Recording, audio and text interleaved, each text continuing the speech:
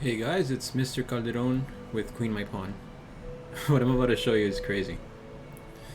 So, let's just get to it. I'm gonna share with you a game that I just played.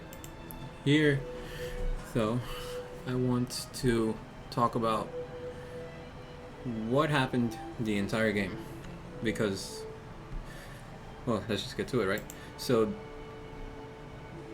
right there, I played d6, right? And, he starts to play his typical whatever he plays. Looks like he likes to play the Queen's Gambit because he expected d5 or something, but then play e6. Okay, now here, you're as white, you're probably thinking, what's this guy doing, right? And then he plays knight c3, expecting something more like c5 or something, or knight f6, something typical. f6. So, yeah. Now it's about what is this guy really doing? Well, I've seen Carlsen do this in a lot of bullet matches, basically, where he gives away moves for free, right? He gives away the first 10 moves for free, or like the first 5 or 10 moves. He just moves his knight back and forth.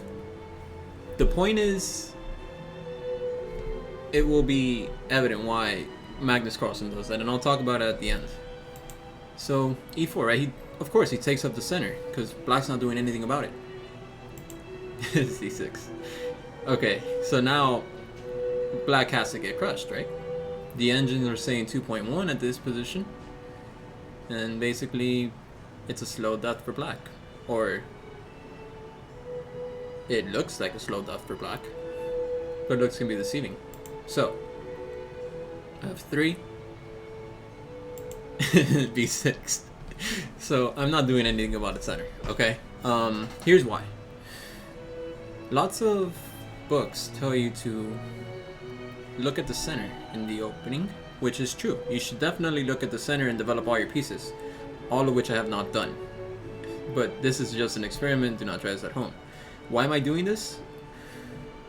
You're about to find out why. It's gonna come up in a couple of moves, just stay tuned.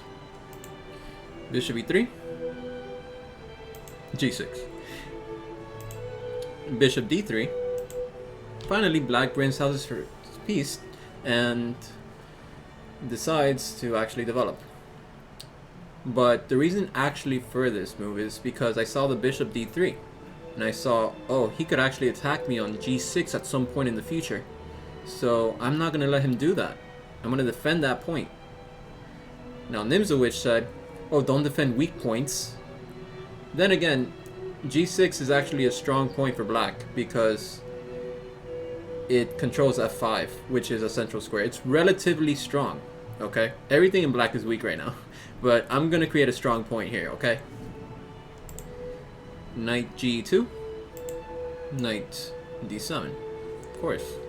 There's nothing left to do now except to bring out the knights. You guys probably expect me to move the pawns on the end, but that would be too predictable. What am I actually hiding? So he castles. The engine doesn't like that, but I don't know. I think it's typical, right? What else to do in this position? Here, queen. Bishop b7. Well, there's a reason why I did this.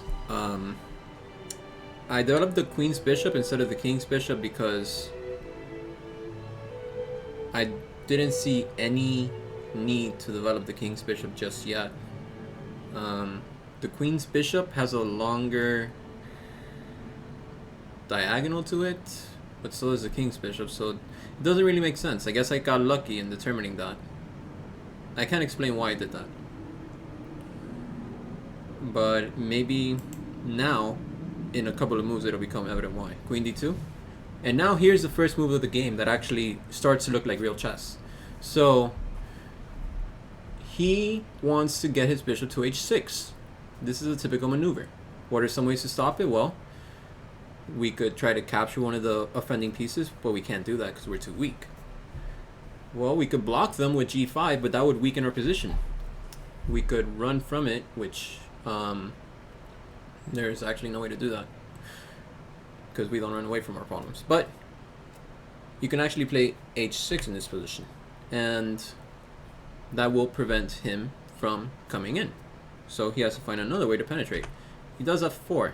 Now it's clear why the queen's bishop was developed. He wants to attack the king side. And because I developed the queen's bishop, I don't have to spend an extra tempo in getting my king safely. So of course I play queen c7 so I can castle queenside. He does knight g3, and of course my intention is not to move any of the barricaded pawns, as that would be not in the spirit of the opening. And in the game I played bishop g7. I don't know if that was the right move, but I probably should have just castled. Bishop g7 turns out not to be the best move. Now I'm not trying to say that there's a better move in this opening. I'm just saying that, relatively speaking, between castling and bishop to g7, I pick castling. So he plays f5, and now I remember why I played bishop g7. It was to defend f6. But I don't think that was strategically right, as it gave me a really tough game to defend. So we'll see what happens. G takes f5, E takes f5, e5. Finally black bids, controlling the center for once. Knight to h5. So now he's attacking the bishop on g7. And of course I thought about the capture on the middle. E takes d4, but that doesn't work. So another thing to do, well, when you're attacked, you got to counterattack. But in this position, it's so bad that I can't do that. So I have to go back. Yeah, this is what happens when you play bad openings. But the point of this video is to show you what to do when you think you're winning the game and you're not. Okay. He plays knight to e4. Of course, it looks like f6 is totally lost now, right? Not quite. I have knight g8. So I'm defending the position. He plays rook to c1, which doesn't really concern me, as I can actually just castle now. It does put everything on the line. Literally the rook, king, and queen on the line, but I wasn't concerned about that with the pawn on c4 and c6 in the way. He tries to open up the file, which I obviously decline. Although I maybe could have just left the pawn there. Maybe knight to c5 was a lot better, exchanging pieces, because when you're in a cramped position, you want to exchange those pieces. But then again, I couldn't do that because of f6, so that never came to mind. So I played c5, closing the position even more. If all else fails, just close the position, because you can't do much else, so you have to defend everything. Hope for a draw. That's not what I'm hoping for, I'm just seeing what happens. a5. I need to stop b4, and if he takes, I actually do c takes. If he plays b4, I'm going to do c takes b4. So that way I have clearance for my knight on c5. Though looking back, I couldn't do that because of f6. So I had to play bishop e7. Now, I should have played bishop e7. But turns out rook to a7 is not a bad defensive move, since what I see is he's going to get everything down the b file, okay? He's going to open everything up. I already see that coming. The best way to defend that is to put a rook on h7. He opens everything up. Now, knight to c5. Of course, it may look like f6 is falling now, but actually, I'm attacking the bishop as well. So my opponent sees this, and pretty sure just taking the pawn on f6 would be fine for him, even if he has to give back some material. I mean, he's got a lot of open lines, but instead he does bishop to c2. The engine says it's the best move, but again, this is a human we're talking about, right? Something more pragmatic would have been to probably get back the material and just keep like black has no way from this position to probably get back, but that's not what I believed. So I attacked him on h5, knight g3, h5. So now the bishop and the knight can get open and get them away from the back. So I basically am saying scram to all of those invaders. Of course he does take on b6, but now first this to get rid of the stronghold on e4. So he decides to do it for himself. Thank you.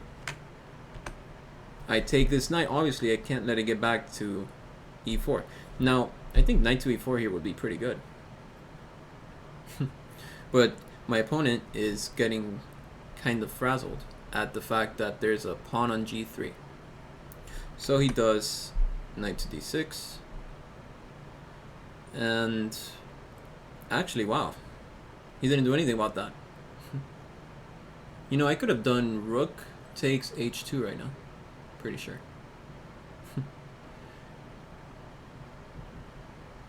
Wow. Actually, I remember why I didn't do that. I was setting up a trap, which we'll see. So I played more defensively because I didn't want him to take my rook at the end on d8.